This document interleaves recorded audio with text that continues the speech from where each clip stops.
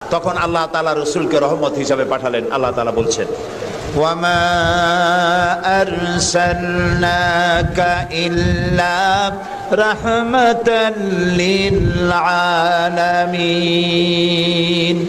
নবী হে, আমি আপনাকে আমার গোটা বিশ্বের জন্য, গোটা সৃষ্টি জগতের জন্য আমি আপনাকে আমার করুণার মূর্ত প্রতীক করে পাঠালাম। সৃষ্টি জগতের জন্য আপনি আমার রহমত। সুবহানাল্লাহ।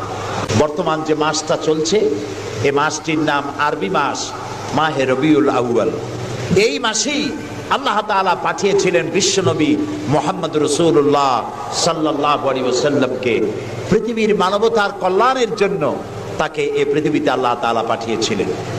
আল্লাহ তাআলা কোরআনে কারীমের মধ্যে বলছেন, সূরা আন-নাহল, আল্লাহ তাআলা বলছেন, وعلى الله قصد السبيل ومنها جائر ولو شاء